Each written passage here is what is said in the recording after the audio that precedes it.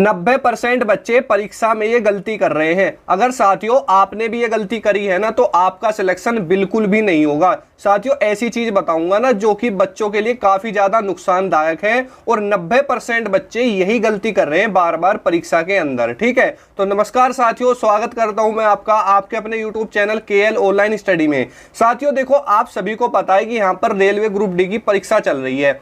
अब उसमें दिक्कतें क्या आ रही है बच्चों के साथ में, वो क्यों कम अटेम्प्ट कर पा रहे हैं और उनका स्कोर कम क्यों जा रहा है और कट ऑफ कम क्यों रहेगी, इसके बहुत सारे फैक्टर्स हैं। और आज मैं आपको एक ऐसी बात बताने वाला हूं, अगर अभी तक आपका एग्जाम नहीं हुआ तो आगे इस गलती को मत करना, और अगर हो गया है और ये गलती आपने करी है ना, तो भाई सिलेक्शन बिल्कुल भी नहीं होगा। आज लिख लो 100% नहीं होगा। ठीक है, उसका क्या रीजन है देखो मैं आपको बताता हूं। आप सभी लोगों को पता है कि भाई आपके एग्जाम के अंदर, ठीक है, बिल्कुल डिटेल से समझ लेते हैं इस चीज को।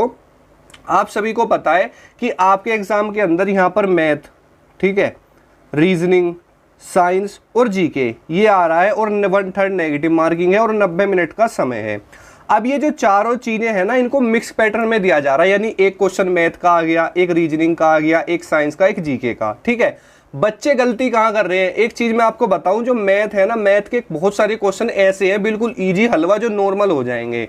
तो बच्चे पहली बात तो वहां पर एक्साइटेड ज्यादा हो जा रहे हैं। एक अफवाह फैली हुई है कि भाई अटेंडेंस बहुत कम है, बच्चे बहुत कम पेपर देने आ रही हैं, तो भाई उनके मन में ना एक एक्साइटमेंट जो होता है ना वो ज्यादा बढ़ रहा है कि अरे यार अब तो हमारा सिलेक्शन हो ही गया। तो यहाँ पर बच्चे पहले कंफ्यूजन हो जाते, क्योंकि वो जो उनकी अंदर सीरियसनेस है ना उसको बोलकर वो मजाक में आ रहे हैं। पहली चीज तो आपको बिल्कुल भी मजाक में नहीं आना। आप एग्जाम देने जा रहे हो ना, तो एग्जाम की तरह दो, बिल्कुल भी मजाक में मत आओ। भाई मैंने लाइव देखा है सेंटर ओपन में जो बच्चे मजाक मारे हैं, जैसे ग्रुप डी का कोई भाई 10वीं का एग्जाम चल रहा हो। ऐसा नहीं है भाई, 3 साल बाद एग्जाम आया है तो मेहनत से तैयारी से दीजिए। कोई दे रहा है ना दे रहा वो अलग बात है, लेकिन आप अपना तो तरीके से दो। कभी औरों के चक्कर में, चलो वो तो एग्जाम देने नहीं आए, आप तो जा रहे हो, क्यों आप उनके चक्कर में अपना एग्जाम खराब कर रहे हो। दूसरी चीज साथियों, यहां पर बच्चे गलती क्या कर रहे हैं, मान के चलो मेरे सामने मैथ का क्वेश्चन आया इजी सा, मैंने उसको बना लिया। दूसरा क्वेश्चन मेरे सामने कोई रीजनिंग का दिया, वो मैंने बना दिया। जीके का है वो भी। अब उसके बाद में कोई मैथ का क्वेश्चन ऐसा आ गया भाई जिसका यही नहीं आता पता वो है कहां से, तो क्या दिक्कत आ रही है कि बच्चे वहीं पर 10 मिनट उसे क्वेश्चन को दे रहे हैं। समझ रहे हैं भाई, मैंने आंखों से देखा 50-50 क्वेश्चन अटेम्प्ट करके बाहर आके कहते हैं सर इतना ही हुआ। भाई उसमें ये क्वेश्चन किस लिए डाले गए हैं, बच्चों का टाइम खाने के लिए। 90 मिनट कुछ नहीं होते। जब बच्चा एग्जाम देने बैठता है ना तो हवा की तरह उड़ जाते हैं 90 मिनट, इस चीज का आपको भी पता है। और जब आप एक ही क्वेश्चन में 10 मिनट दे दोगे तो भाई सिलेक्शन कहां से होगा। बड़ी बात तो यही है। हालांकि मैंने पहले भी बताया था कि आपको एग्जाम कैसे अटेम्प्ट करना है, लेकिन साथियों अगर आपने वो वीडियो नहीं देखी होगी ना तो भाई दिक्कत में आ जाओगे। आपको करना क्या था, मैं आपको देखो डिटेल से चीजें बताता हूँ। देखो बच्चे कहाँ गलती कर रहे हैं। हुआ क्या, वे उस क्वेश्चन में उन्होंने 10 मिनट लगा दिया, ठीक है। अब वो आगे बढ़े, पता चला उसके बाद 2 या 3 क्वेश्चन फिर करे, फिर उन्हें ऐसा ही क्वेश्चन मिल गया। तो वो भाई लास्ट क्वेश्चन तक तो 100 क्वेश्चन तक पहुंच ही नहीं पाए। वही उसका अटेम्प्ट जो रहा 55, 56, ठीक है, 40। यार फिर तो आप कहाँ से हो जाएगा आपका सिलेक्शन। एक बात बताओ, ये 55 और 54 तो मैंने आपको ज्यादा बता दिए, बच्चे 35-35, 40-40 तक जाकर लुढ़क गए। अगर आपका भी यही हाल रहा है ना तो भाई सिलेक्शन तो बिल्कुल भी नहीं होने वाला, क्योंकि भाई वो पैटर्न इसलिए ही बनाया गया है ताकि आप वहां पर फंस जाओ और अपना टाइम खराब कर दो। होना क्या था, मैंने आपको पहले भी बताया था कि भाई सबसे पहले जो भी क्वेश्चन आपको आते हैं ना उनको पहले सभी को करो, 1 से लेके 100 तक जाओ, ठीक है। और जो भी आपको रास्ते में क्वेश्चन मिले, चाहे मैथ का मिले, चाहे रीजनिंग का मिले, चाहे जीके का मिले और चाहे साइंस का मिले, ठीक है, करते चले जाओ। अगर आप पहले अटेम्प्ट में 30 से 35 क्वेश्चन भी कर ले गए ना और दूसरे अटेम्प्ट में आपने 15 क्वेश्चन भी कर लिए तो भी आपका ठीक ठाक अटेम्प्ट बैठ जाएगा। लेकिन बच्चे तो यहीं पर लुढ़क के रह जा रहे हैं, तो भाई सारा टाइम तो इसमें ही खराब हो गया। दूसरी चीज देखो, ये तो आप सभी को पता है कि भाई एग्जाम तो ये IAS का चल रहा है, ग्रुप डी का तो है ही नहीं है, ठीक है, क्योंकि भाई ग्रुप डी तो नाम का ही है, नहीं तो ऐसा एग्जाम तो भाई ग्रुप डी वालों का हो ही नहीं सकता। तो मेन बात तो यही है कि आप ये भूल जाओ कि मैं ग्रुप डी का एग्जाम दे रहा हूँ। अपने दिमाग में ये बोल के जाओ कि मैं इंस्पेक्टर का पेपर देने जा रहा हूँ। किसका, इंस्पेक्टर का मैं पेपर देने जा रहा हूँ, ठीक है। ये ग्रुप डी का एग्जाम नहीं है, सबसे बड़ी बात तो यही है, ठीक है। दूसरी चीज, जो बच्चों का एक्साइटमेंट है ना वो इतना मतलब उस लेवल पे पहुंच चुका है कि भाई 50% अटेंडेंस है, अब तो हमारा हो ही जाएगा। अरे यार एक बात तो बताओ, 50% में भी तो लगभग 50 से 60 लाख बच्चे एग्जाम देंगे, नहीं देंगे, एक बात बताओ भाई। वैकेंसी 1 लाख ही तो है, और 1 लाख वैकेंसी में थे आधी से ज़्यादा वैकेंसी तो अप्रेंटिस वाले ही खा गए। उनकी भैया 30 35 40 नंबर पे मेरिट लग जाएगी। अब जो बच्चे रह गए हैं और जो बिना अप्रेंटिस वाले हैं उनके लिए तो और घाटा हो गया। यानी मोटा मोटा बच्चा देखा जाए तो 30-35 लाख बच्चों के बीच में कंपटीशन है 50,000 समथिंग सीट पर। तो भाई कंपटीशन अब भी अच्छा है। अपने दिमाग से ये पॉइंट निकाल दो कि भाई अब तो हमारा हो जाएगा, ये है वो है, तो ये आप ना बिल्कुल भी दिक्कत में मत लेना। दूसरी चीज़, कट ऑफ क्यों कम रहेगी, एक बात और बता दूं, आपने देखा होगा कि रेलवे की तरफ से एक नोटिस आया था जिसमें वहाँ के चेयरमैन ने खुद ने बताया था कि जो इस बार कट ऑफ है, ठीक है, वो कम जाएगी। उन्होंने ऐसा क्यों बताया, क्योंकि साथियों उसके कई फैक्ट हैं। एक तो 3 साल बाद ये एग्ज़ाम हो रहा है। दूसरा फैक्ट क्या है, एग्ज़ाम लेवल, ठीक है। तीसरा फैक्ट क्या है, आप सभी को पता है कि जो अच्छे अच्छे बच्चे हैं ना उनका सिलेक्शन हो गया, ये वो मानते हैं। लेकिन मैं क्या मानता हूँ कि देखो जो बच्चा पढ़ने वाला होता है ना वो इसमें भी है। ये मत समझना आप लोग कि भाई कि इस बार ग्रुप डी की मेरिट कम जाएगी तो इसका मतलब ये नहीं है कि इसमें पढ़ने वाले नहीं है। भाई बहुत बच्चे होते हैं, 10% बच्चा हर एग्जाम के अंदर धुरंधर पाता ही पाता है, चाहे वैकेंसी 10 साल बाद लिया हो, चाहे 1 साल, चाहे 6 महीने। 10% बच्चा हर एग्जाम के अंदर धुरंधर मिलता है जो अपने आप में अच्छे नंबर्स गेन कर सकता है। तो आप अपने दिमाग में ये मत रखो कि भाई हम ही सबसे अच्छे धुरंधर हैं, आपसे अच्छे अच्छे भी बच्चे एग्जाम दे रहे होंगे साथियों, ठीक है। लेकिन कट ऑफ कम जाने का मेन कारण देखो मैं बताता हूँ क्या हुआ था। पिछली 2018 वाली वैकेंसी में लगभग यहाँ पर 40 से 45% बच्चा फिजिकल में क्या हो गया था, बाहर हो गया था। किसमें साथियों, फिजिकल में बाहर हो गया था। आपको ये मजाक लगेगा लेकिन ये सच है। क्या है साथियों, सच है। क्योंकि साथियों आप लोगों की 1 किलोमीटर की रनिंग होती है, ठीक है, और 1 किलोमीटर की रनिंग है और 35 kg के साथ आपका जो वो रनिंग होती है, तो बहुत बच्चे यहाँ पर बाहर हो गए थे 1 किलोमीटर की रनिंग में। क्योंकि साथियों रेलवे ग्रुप डी की जो एग्ज़ाम होता है ना, पहले तो बच्चे ये सोचते रहते हैं कि भाई मेरा नंबर आएगा नहीं आएगा। और अब सब आप लोगों को सभी को बताए। अब एक बात और मैं बता दूं, फिजिकल के लिए ज़्यादा समय नहीं मिलेगा। अगर रिजल्ट आ गया ना तो मुश्किल से 20 दिन या 25 दिन के बाद ही आपका फिजिकल ले लिया जाएगा। क्योंकि साथियों रेलवे वाले भी जानते हैं कि अगर हम अगले स्टेज को थोड़ा लेट करेंगे ना तो बच्चे फिर अच्छे से मेहनत कर लेते हैं, उनको छटना मुश्किल हो जाएगा। इसलिए वो ना बहुत तेज हो गए हैं रेलवे वाले। अब वो भी ये सोचते हैं कि कैसे बच्चों को छाटा जाए, पूरी कोशिश करते हैं। आप ये सोच लो कि भाई आप अब तुम्हें बचाना है अपने आप को, रेलवे वाले तो एक एक पॉइंट ढूंढेंगे आपको बाहर करने का, ठीक है। तो भाई कोई भी मिस्टेक मत कर देना। तो मैं तो यही कहूँगा कि भाई अपना जो फिजिकल का मामला है ना इसको भी साथ साथ लेके चलो। कहीं ऐसा ना हो जाए कि भाई फिजिकल के टाइम पे वेट हो रहा है तुम्हारा 90 किलो, ठीक है, और आपसे 1 किलोमीटर छोड़ो 100 मीटर भी नहीं भागा जा रहा, तो भाई क्या ही मतलब रह जाएगा फिर उस तैयारी का, और क्या ही मतलब रह जाएगा इतनी सारी मेहनत और ये वीडियोस वगैरह देखने का, ठीक है। तो जितना रोल आपका एग्जाम अदा करेगा उतना ही रोल आपका फिजिकल भी यहाँ पर करेगा, ठीक है। तो साथियों फिजिकल भी बहुत अहम भूमिका यहाँ पर निभाता है। अब चलते हैं उनके बच्चों की तरफ जो यहाँ पर 75 के अप्रोक्स अटेम्प्ट कर रहे हैं। देखो बहुत सारे बच्चे ऐसे हैं साथियों यहाँ पर जो कि 75 क्वेश्चन से भी ज़्यादा अटेम्प्ट कर रहे हैं। देखो अगर एक जेन्युइन बच्चे की बात करूँ ना तो भाई 70 तक अटेम्प्ट हो सकते हैं, लेकिन 70 से 75 तक भी हो सकते हैं। लेकिन जो 75 के ऊपर है ना भाई वो हवाबाज है 100%। उसके नंबर माइनस में भी आ सकते हैं, गारंटी दे रहा हूँ। वे ना आंसर की जब आएगी ना आपको दिखाई भी नहीं देंगे, ये बात मैं लिख के ले लो। क्योंकि भाई मैं खुद बताऊँ ना, मैंने अपने जो हमारे स्टूडेंट्स हैं ना उन्होंने 150 टेस्ट लगाए हैं टेक्स्ट बुक के, एक क्वेश्चन नहीं मिला टेक्स्ट बुक से, एक क्वेश्चन भी जिसे कहते हैं, ठीक है। तो भाई जब इतनी अच्छी तैयारी के दौरान उनकी वो हालत है, वो 60-65 पे ही रुक रहे हैं, तो यार 70-75 का तो है ही नहीं। और दूसरी बात भाई रेलवे वाले आपका एग्जाम पैटर्न ही इस टाइप का बना रहे हैं कि आप भाई 70 से ऊपर अटेम्प्ट कर ही नहीं सकते। रेलवे वालों ने आपको ना वो कहते हैं ना एक तरह से आपके साथ कॉम्पिटिशन है, आपको टारगेट दे दिया, आप 70 प्लस करके तो दिखाओ। भाई कर ही नहीं सकते, किसी भी कीमत पे नहीं हो सकते। कैसे कर लोगे यार तुम बताओ, कैसे कर लोगे। तो भाई यही बात है, जो ये 70-75 से ऊपर वाले हैं ना जो आपको डराते हैं, प्यारे साथियों आप बिल्कुल मत डरिए। मैंने आपको पहले भी बताया था, अगर आपने दिल से तैयारी करी है ना और सिर्फ आप वही क्वेश्चन अटेम्प्ट कर गए हो जो आपको आता था, और आपका अटेम्प्ट लगभग 55 से 60 के बीच में बन रहा है ना और सही है, तो भाई आपका सिलेक्शन होने से इस दुनिया की कोई ताकत नहीं रोक सकती। अब जो ये 70-75 वाले हैं ना, एक बात के पॉइंट को समझना यार, वहाँ कोई लिखना थोड़ी पड़ता है, कोई फॉर्मूला है कुछ, सिर्फ वहाँ तो टिक करना है, माउस होता है हाथ में, दबा दिया, तुक्के मार दिए, दबा दिया। यार 75 से ऊपर जाना ना बहुत बड़ी बात है ऐसे एग्जाम के अंदर, पहली बात तो ये है।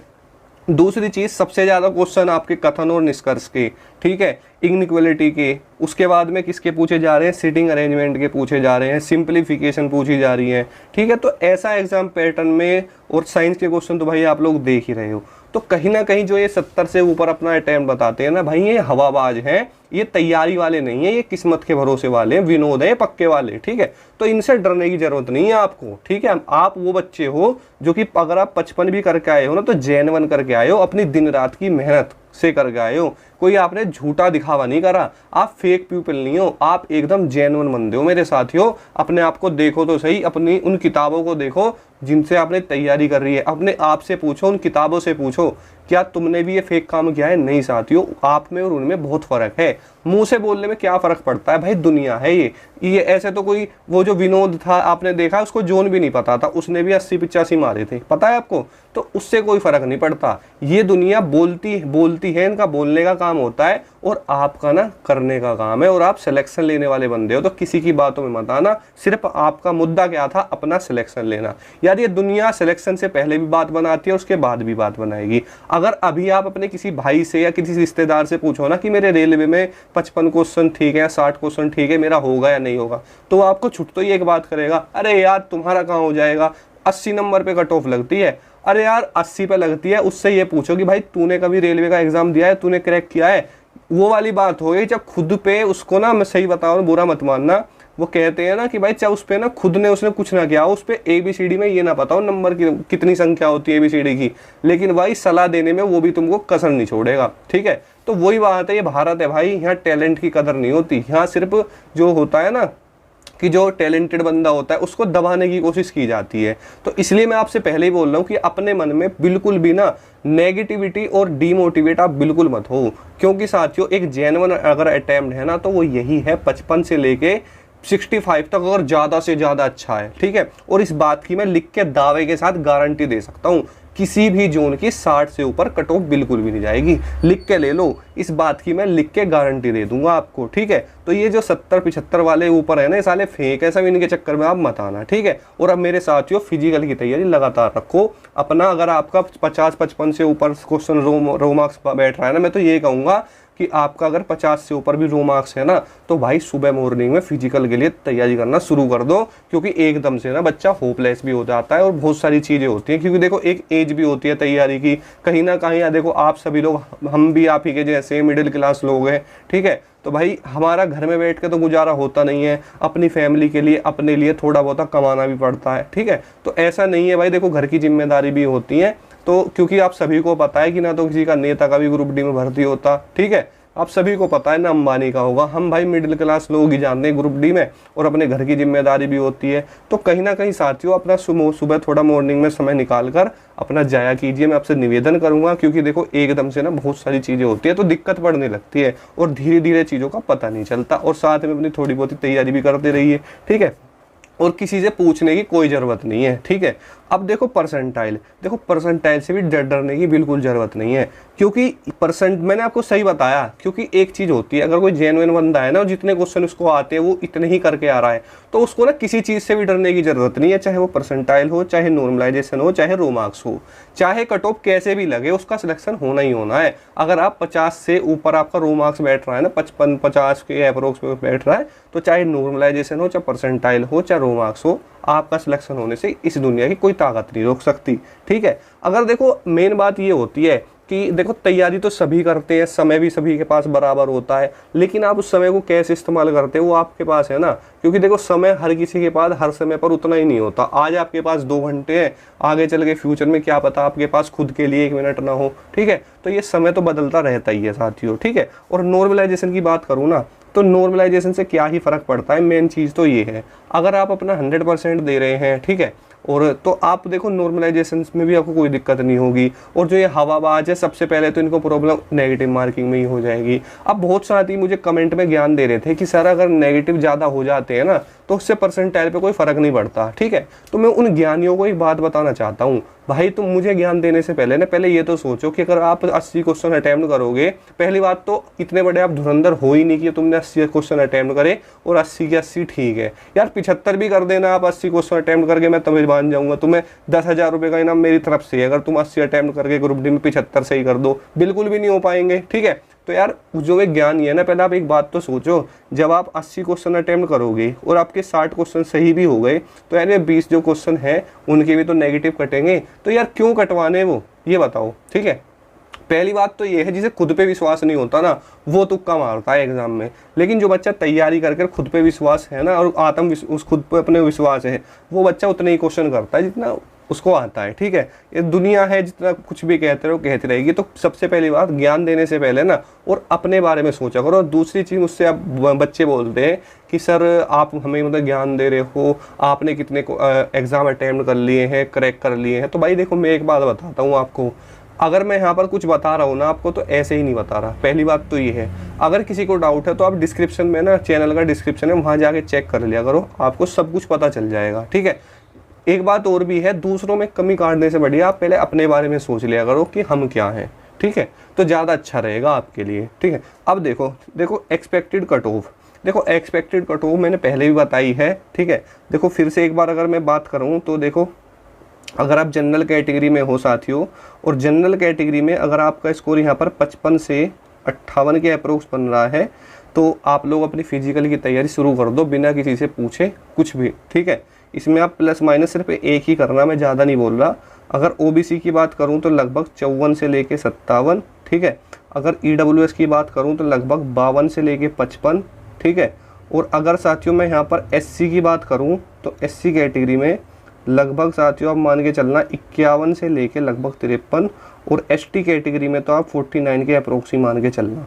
फिजिकल के लिए चले जाओगे कोई दिक्कत नहीं। फाइनल की बात करिए तो प्लस 2 या 3 नंबर इसमें आप फाइनल मान लेना, इतनी ही बढ़ती है, इससे ज़्यादा नहीं बढ़ती। अब जो अप्रेंटिस वाले हैं भाई, उनका नंबर तो 40-35 के अप्रोक्स में हो जाएगा, कोई दिक्कत नहीं। 40 से नीचे ही आपकी कट ऑफ रहेगी, ठीक है। तो कोई टेंशन वाली बात नहीं है। तो साथियों जय हिंद, वंदे मातरम। मैं उम्मीद करूँगा कि आप मेरी बातों से ऊर्जावान हुए होंगे, थोड़ा मोटिवेशन आपको मिला होगा, ठीक है। तो साथियों चैनल पर नए हैं तो चैनल को सब्सक्राइब जरूर कर लेना और प्रेस कर लेना बेल आइकन को, जिससे आपको आने वाली वीडियोस का जो लेटेस्ट अपडेट है वो टाइम से मिलता रहे। तो जय हिंद, वंदे मातरम।